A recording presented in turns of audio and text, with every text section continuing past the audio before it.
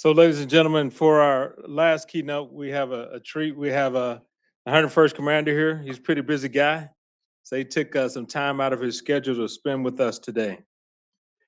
Major General Brett Sylvia has served 30 years in the United States Army, with over 5 cumulative years deployed in support of combat operations in Iraq and Afghanistan, and numerous assignments in the UCOM theater. He commanded 2nd Brigade, 101st Airborne Division Task Force Strike during the 2016-2017 campaign to defeat ISIS in Mosul, and currently serves as the commanding general of the 101st Airborne Division, Air Assault, and Fort Campbell. Responsible for pioneering the division's development of unique, large-scale, long-range air assault capability. Commander, the floor is yours.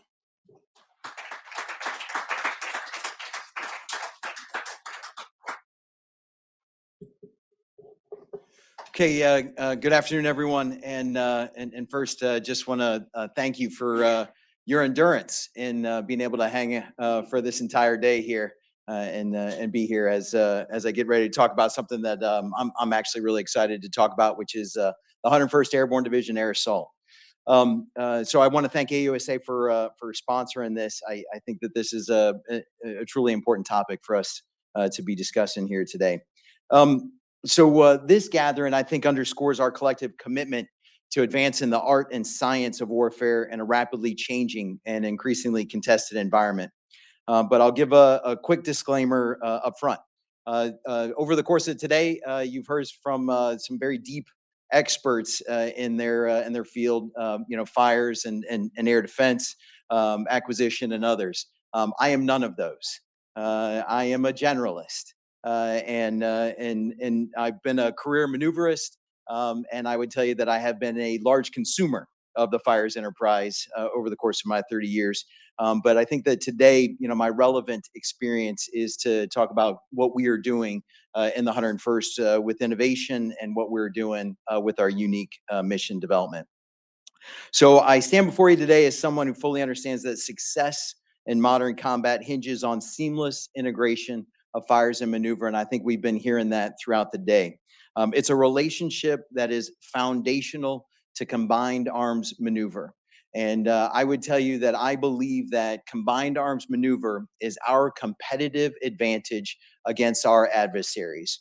When we think about how our adversaries fight in a sequential and an episodic manner, and how we seamlessly integrate all of our capabilities at the time and place of our choosing, is something that makes us unique.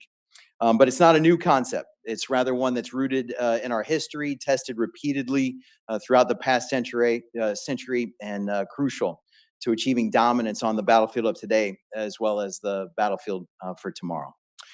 So I'm going to show you a slide here that the Army G2 uses when they talk about the contemporary environment. There's a lot going on this slide, but the big one is to talk about how we are in an era of renewed great power competition. So some of you may be familiar with this, may have heard him brief it when he describes the geopolitical landscape in which we live.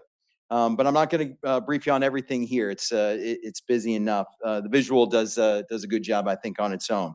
But the world today is clearly more complex and more volatile than it's ever been since World War II.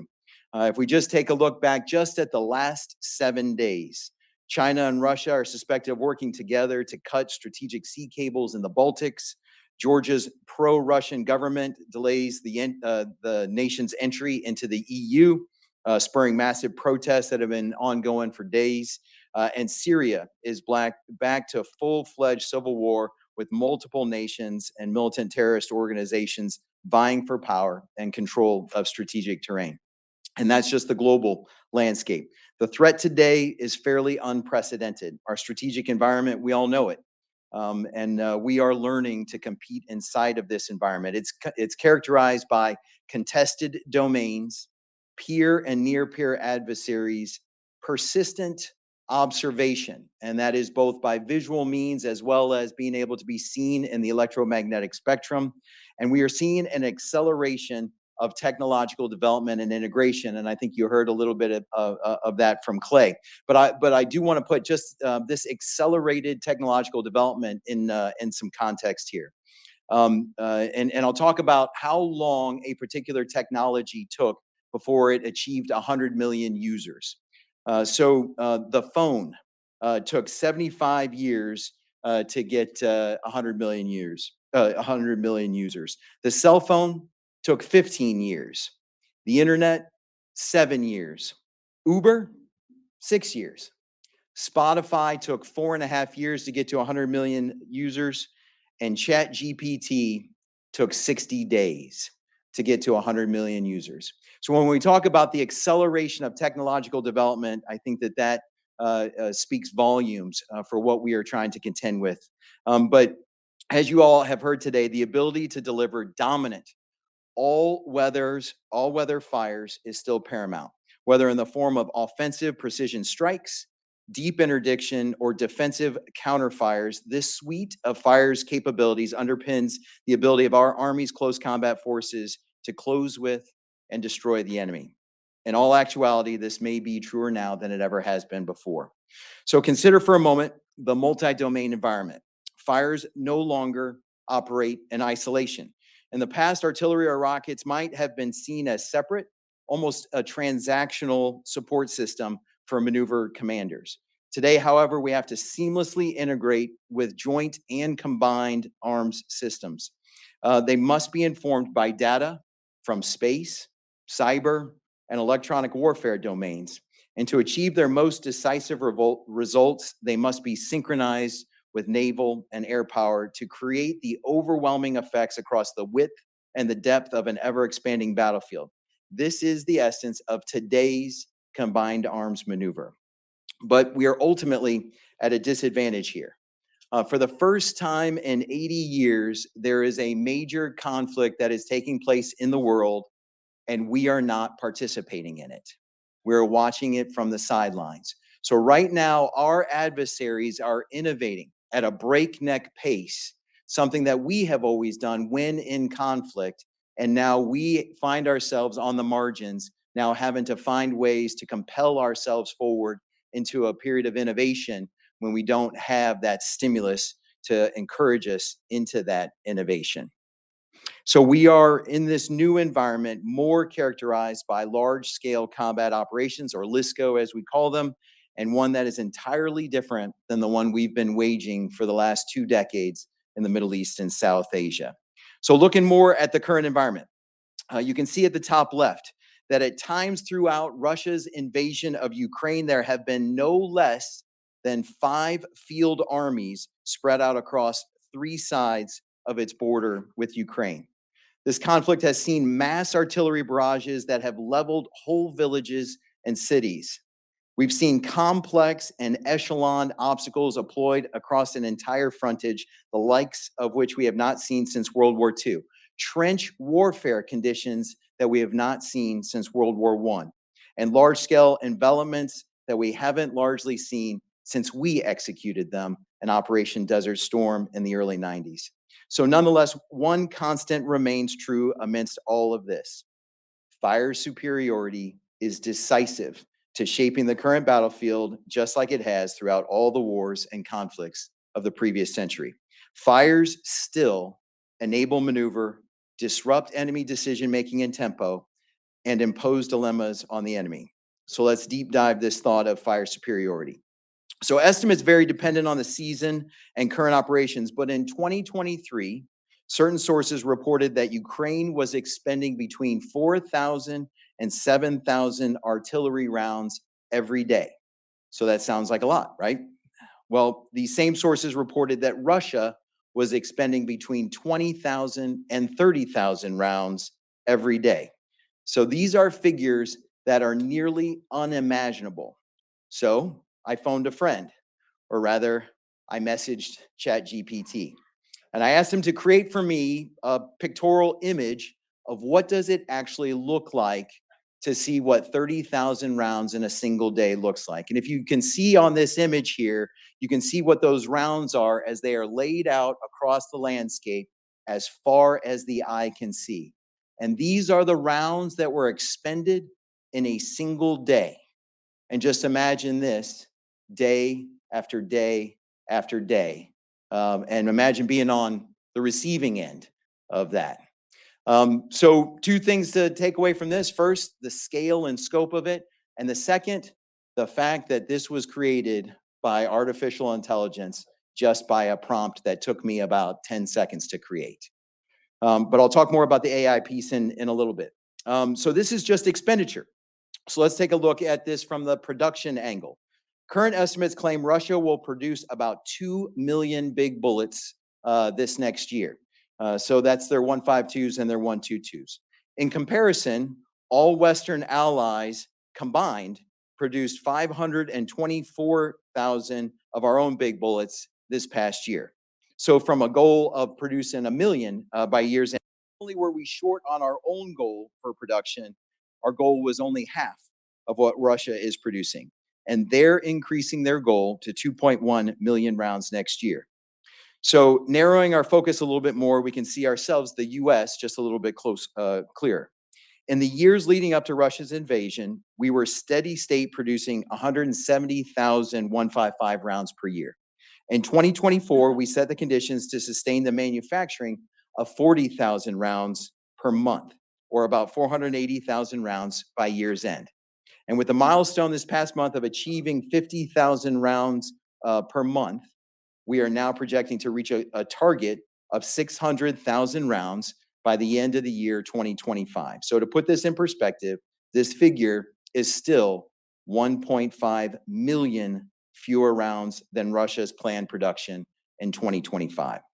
So this does beg the question, are we still postured to be the arsenal of democracy that fought off the Nazis in Europe from afar and that ultimately was spring-loaded for our own entry into that conflict? And if we're not there now, how long would it take for American industry to get there? But unfortunately, this is not an isolated problem. It extends to all types of rounds, rockets, missiles, and even more novel equipment like uncrewed systems, which has obviously shown its utility on the modern day battlefield. So these are some hard problems, and I certainly won't pretend that I have the answers. But I do think that there are things that we can do now, that we are doing now, to compel ourselves to change, to innovate, to modernize, and to ultimately adapt to the demands of modern day conflict. It's called continuous transformation, something that we're leveraging right now to get after this. So some of you may have seen this slide before. This is a slide that is used by our Army senior leaders. The Chief of Staff of the Army briefs this one a lot. This is what continuous transformation is, and you heard some of the discussion that has taken place on some of the panels already. So if you look at it, it's broken into 3 time horizons. 0 to 2 years, transforming in contact, 2 to 7 years, deliberate transformation, and then beyond 7 years outside the palm, concept-driven transformation. So the way that I conceptualize this for my own team is that I say transformation in contact is going out and finding the best blade and sharpening it. Whereas deliberate transformation is going out and buying a better blade. And then concept-driven development is asking ourselves, do we even need a blade? So what's important for me is what's highlighted there in that orange box, transforming in contact. So the 101st Airborne Division Air Assault is one of 2 active duty divisions that has been designated as a transformation in contact division, or TIC, just to stick with our acronym heavy day here. But it's characterized by doing what we can do. And I believe it's the most radical changes that I've seen in quite a bit of time. But TIC is about getting leading edge capabilities to the warfighter as soon as they show potential, regardless of how mature. And then we integrate them into an operational context to determine their feasibility for future implementation. I'll speak some more about this. But first, I want to talk about how I believe that TIC is different than any other modernization effort that we've ever done in the 30 years that I've been in the Army. And there are 4 primary ways. So first, TIC is division-centric. For the past 2 decades, for all the right reasons, all of our modernization efforts were focused at the brigade combat team level. But now that we are transitioning back to large-scale combat operations, the division is the centerpiece for transformation. Division is the lowest echelon at which we integrate multi-domain capabilities. And so we have to get back to ensuring that all those brigade combat teams that have been significantly modernized over the past 2 decades, how do we catch everyone else up with them? So that's the first way that it's different. The second is that it is user-driven, not lab-based. So in the past, we would generate a requirement from the field. We would say that we have this gap, and then we would identify it to the Army enterprise. The Army enterprise would take it back. They would send it into a lab. It would be developed. It would then be tested, and then it would be fielded many years later. And what we find in many cases is that sometimes it may not have actually then met the requirement that we now had since we had progressed in that time. But today we are doing it in a different manner, that it is user driven. So instead of having that requirement developed in the field and then sent back to the enterprise, that requirement is still developed in the field, but then all of the enterprise comes to us in the field. And so now it is much more user driven and much more collaborative amongst all of the entities within the Army enterprise. The last two ways in which I think are different, and I'll talk to them a little bit together. The first is that it is continuous and iterative as opposed to episodic and scheduled, and that it is operationally assessed as opposed to just a new equipment training and new equipment fielding. So if you look at the continuous and iterative piece of this, you can see we design our training plans around learning events and assessment events. And so we do these learning events back at our home station. We go out to the field. We have what we call our Operation Lethal Eagle. We go out to the field for 21 days. We take the entire division out there with us. And then we find that there are many entities from the enterprise that then come there with us. And then they take their new capabilities that are just immature, off the shelf. They can be from industry. They can be from things that are in the Army pipeline already. And then they give it to us out in an operational context. And then we test them, not just in some kind of test day or a demonstration day. We actually put them through an operational construct. We fight them as we would fight anything that we're doing. And so that gets me to the operationally assessed piece of this. And so we are doing those assessment events at our combat training centers. So we are actually fighting against a world-class OP4 while we are integrating new capabilities. So we are never sacrificing our readiness, our ability to fight tonight and win. We are building readiness at the same time that we are innovating. But kind of the special sauce that I like to talk about with regard to this effort is that when we go to the field and we are doing this innovation, we are no longer doing it on our own.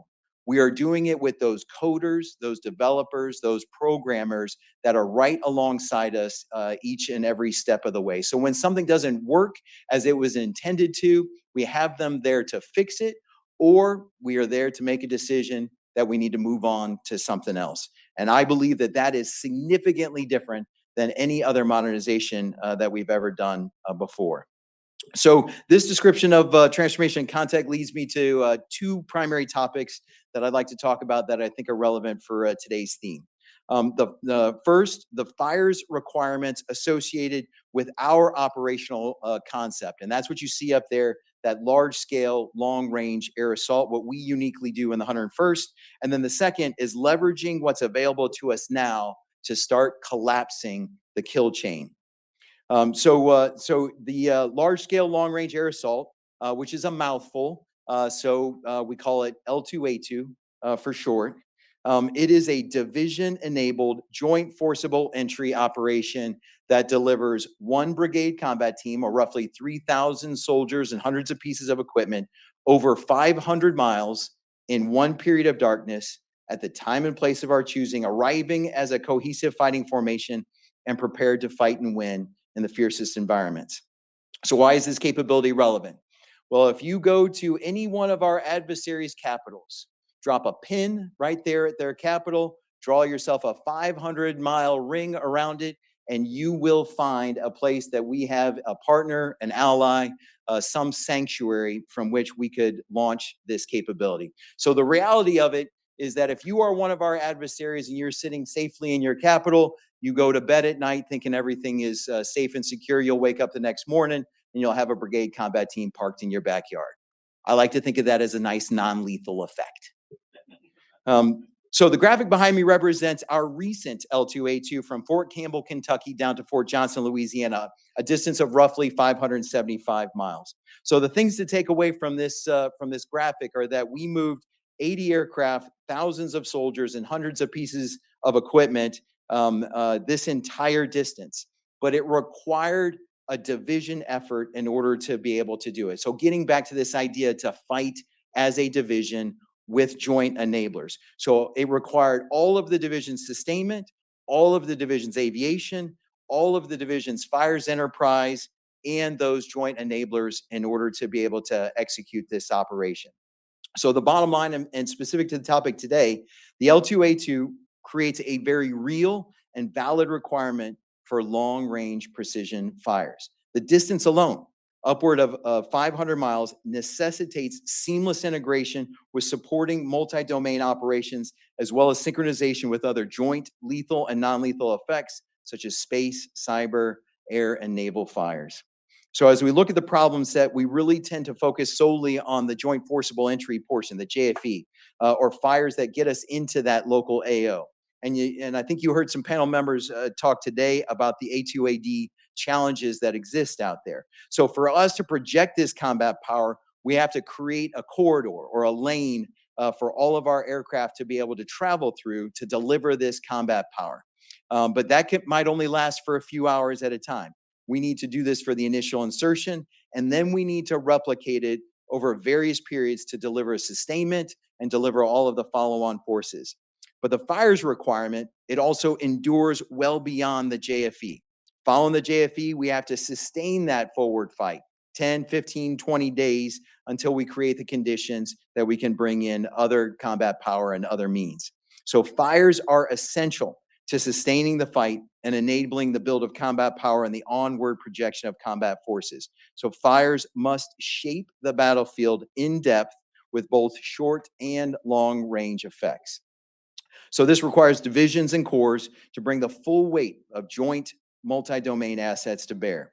And we're required to do this as we're reducing manned reconnaissance throughout the close combat formations. So your close combat forward observers and eventually those uncrewed systems will drive an increased need for fires at range and at scale. The bottom line is there is no single answer for this problem set. We have to have robust fires capabilities at every echelon and be able to synchronize all of those echelons across the width and depth of the battlefield with other effects. And we have to do this faster than the enemy, which brings me to my second point about collapsing the kill chain. So as part of our TIC efforts and paying attention to what's happening in Ukraine and the Middle East today, there's a very real need to use technology that is both emerging and available now to collapse our kill chain. And with advanced peer adversaries, first shooter advantage is real. We will have to rapidly sense, decide, and act against our enemies to be successful on tomorrow's battlefield. Now, many of you may have heard some of our Army senior leaders, they like to talk about a vignette from World War II. They talk about that at the beginning of World War II, every army had radios, tanks, and planes.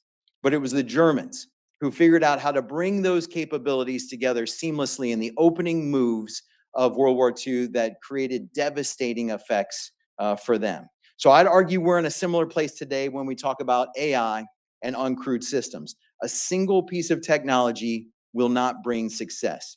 We have to take AI capabilities and integrate them with our unique and robust intel and fires systems and processes to create the conditions for our ability to conduct synchronized combined arms maneuver. So what are we doing about this today? So considering the basic targeting cycle of sense, decide, and act, I'm going to focus this discussion on the sense and decide steps, because I think there was enough discussion about what the platforms are that are coming. So first with sense, or what some may call the find. The aim here is rapid target identification. We have to tighten up our ISR, both capabilities and processes, and we have to field and proliferate uncrewed systems.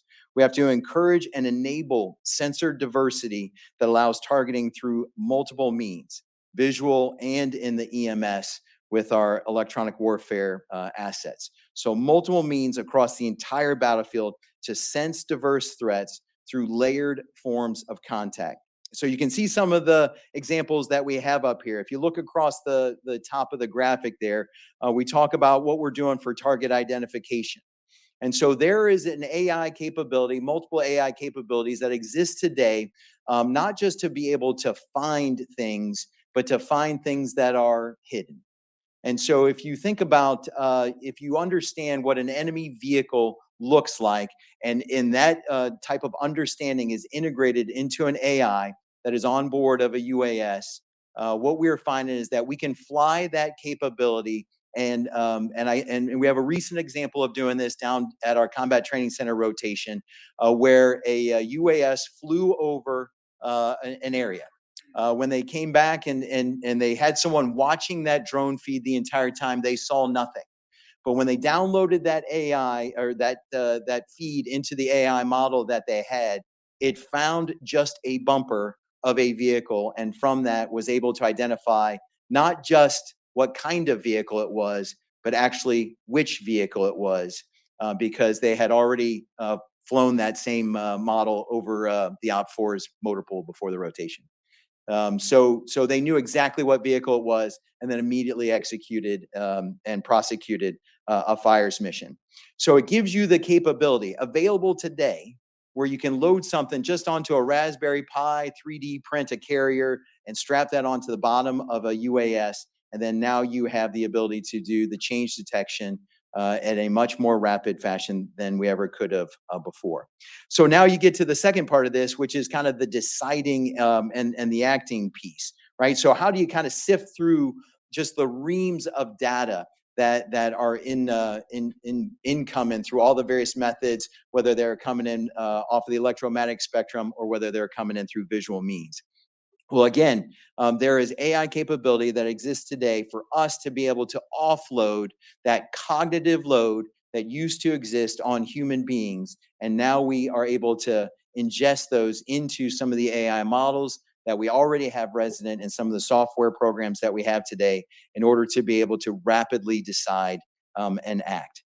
So we do these things because we develop through these same AI models a standard baseline common operational picture, a common intel picture, provide a near real-time situational awareness at every echelon. And then we are using these things to do tasks that humans no longer have to do, whether they are tired or hungry. The AI is still able to be able to do that. We streamline our staff processes in this way. So the idea seems pretty common sense, and I fully acknowledge it's a lot easier to voice some of the theories than to show the full physical effect. But I can tell you right now, these capabilities exist and in limited quantities are being able to be executed right now on our battlefield. And I would tell you the other part of this is that in many cases, we are finding that they are coming at a much lower cost than your standard programs of record are delivering other capabilities. And like I talked about, the ability for some of our very young soldiers to go out and off of Amazon buy a $30 Raspberry Pi and then integrate that software capability and strap that onto a $200 drone, and you have a much more capable system to be able to put forward on the battlefield. So I'll close with acknowledging that fires are not simply a supporting effort in large-scale combat operations. Or rather their effects are often, first to the fight. They're a cornerstone of our competitive advantage in combined arms maneuver, and there is absolutely no substitute for what they bring to the fight. So as leaders both in and out of uniform, it is our responsibility to ensure that our fires capabilities remain second to none. This requires a relentless focus on integration, innovation, and adaptability, as well as a shared commitment to preparing for the challenges of tomorrow. The battlefield of the future will not be forgiving. Success will demand that we bring our best thinking, our best systems, and our best people to bear. So some of the most promising tools are already at our fingertips. I appreciate the opportunity to speak with you today. And again, thanks for hanging in there today with me as I close out this afternoon with you. So thank you.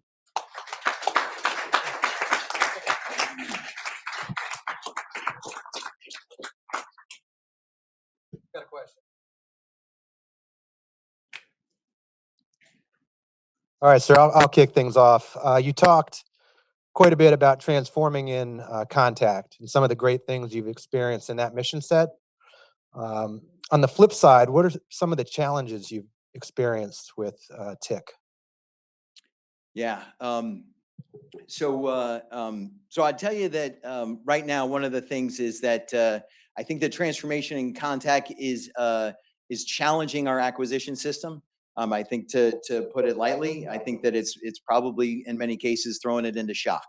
And I would tell you that, you know, what we are finding as one of our challenges that we've built up years worth of processes and procedures and policies that are not designed for us to be able to move this quickly. And so I think that it is both a challenge, you know, kind of making our way through the middle bureaucracy associated with some of these things. But at the same time, what I'm seeing is that because of the complete commitment of our Army senior leaders, every time one of these obstacles is encountered, there are a lot of people that are pushing hard in order to be able to knock down those barriers and allow us to be able to move forward a little bit faster. So I think that you know, in addition to just making us a more capable combat formation, I think that what we're seeing is that we are bending some of our acquisition processes in order to make them more relevant for the future. Now, see, I have to be honest with you, this is something I was scared about, is that you can't have your SAM's director, you know, asking you questions, right? So if you ask me anything what I remember from SAM, sir, I'm gonna tell you, I don't remember anything. We're even on that one, on that, sir. Yeah. Great presentation, and I'd like you to elaborate, if you could, on the exercise that you went to JRTC to deliver 1 BCT's worth of combat power. What would you recommend to the Army to look at a couple of years down the road based on that, and maybe doing this at an even higher echelon and integrating higher levels of fires? Yeah. You know, two things that I would say came out of that I think that we are going to keep moving in this direction.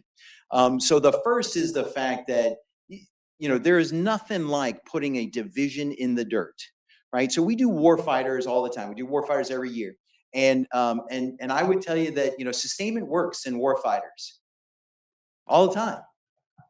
Well, I think that we know that in reality, there is so much more friction associated with that. When we were projecting this combat power from Fort Campbell down to Fort Johnson, we had to set up 6 different forward arming and refueling points and mission support sites in order to be able to do that.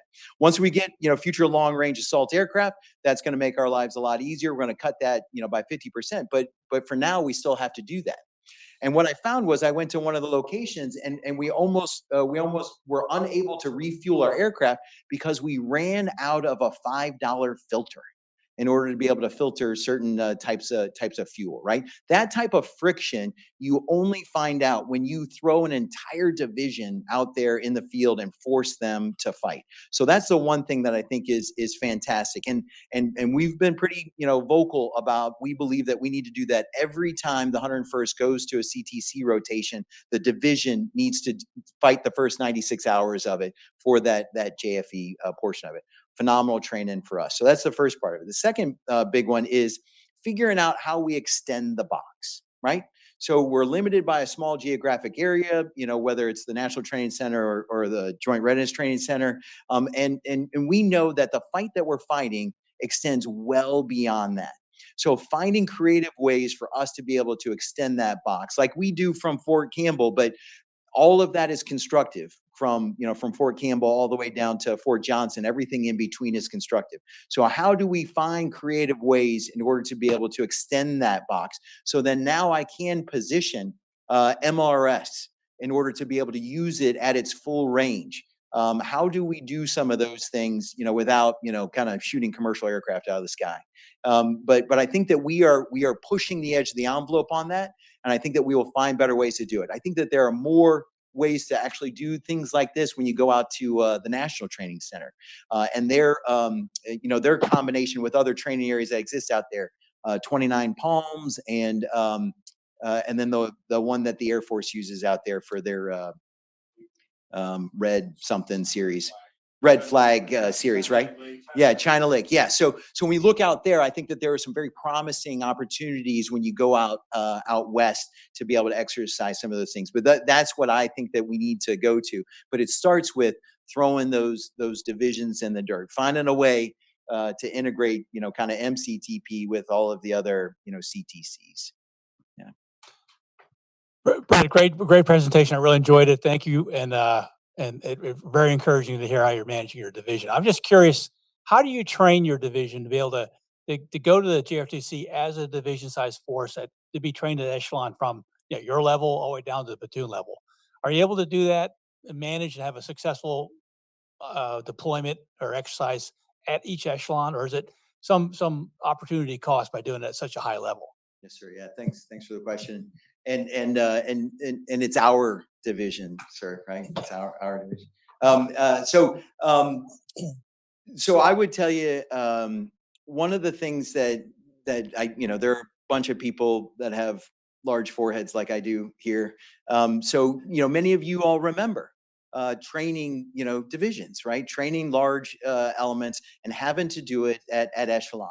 And so one of the things that we spend a lot of time, and this is where my command sergeant major is of tremendous value here, is as we're doing all of these things for innovation, trying to ensure that we are not overly enamored with technology, and that we are spending the time that we need to on fundamentals. You would probably not be surprised how many people are struggling with basic land navigation, because we've given many of them the capability, whether it's in their pocket every single day, or even some of the devices that we've given them tactically, to be able to, land nav without having to look at a map or terrain associate. And so we are forcing ourselves into these times where we've got to train for the basics. So the manner in which we are doing it in the 101st is, if you look at that methodology that we have with those learning events and those assessment events. So the way that we structure our Operation Lethal Eagles, this 21 days in the field, is that you will have to have done a series of enabling tasks at the individual, squad, and platoon level before you enter into Operation Lethal Eagle, where now we throw OCs on you at the company and higher level for you to operate. And so we're doing force on force during that 21 days that we're out there, and we're doing, company combined arms live fire exercises during that time out there. And so, we're forcing them out in the field. So you gotta learn your field craft. You gotta stay good on your field craft, right? Like, a lot of us are used to years of going out to the field on a Monday, coming in on a Friday, right? Soldiers can live out of their cargo pockets for 5 days, right? But you send them out there for 21 days, and they're asking truly existential questions like, can I wear this underwear one more day? I've already turned it inside out twice. Yeah. So forcing them into the fundamentals of field craft, forcing them into the fundamentals of our integration for combined arms maneuver at echelon before we go out there, and then they get the real test, a few months later when they go to the combat training center. That's very good to hear. Thank you. Sure. Sir, we have one more question. We forgot. Yeah, tremendous. Always great hearing from a warfighter, especially at the division level. I'm curious. You mentioned, I guess, during a Lethal Eagle, your UAS that saw a bumper, used AI, and figured something out in an operationally relevant period of time. What's the process that you went through, or how did that system get integrated? Because that's not an organic capability. How did that get integrated into your exercise? Because there's probably a lot of, there's a process typical that you would go through from an acquisition side. I'm just curious how that, if you know of it, or other technologies that you integrate in to kind of prove it at the operational level. Right. So the first is, kind of as we stay true to our trade craft, right? Synchronized combined arms maneuver. The idea is that we have to do it faster. And if we start in with just kind of a basic principle, first principles associated with, combined arms maneuver, then now it is about thinking about what technology exists in order for us to be more capable. Now we're studying, in great detail what is happening in the world, and we are watching on the news and, what's happening in these, other conflicts that are taking place, and figuring out how do we do that. But the other part of it is, I'm obviously biased towards the 101st, but I believe that we are a tremendous test case. We're a great culture to be able to get after this, because I believe that we have always in the 101st had a spirit and a culture of innovation, right? I mean, we started out in parachutes and gliders in 1942. They gave us helicopters. We figured out what to do with that in Vietnam. And then now here we are, a pioneer in large scale long range air assault.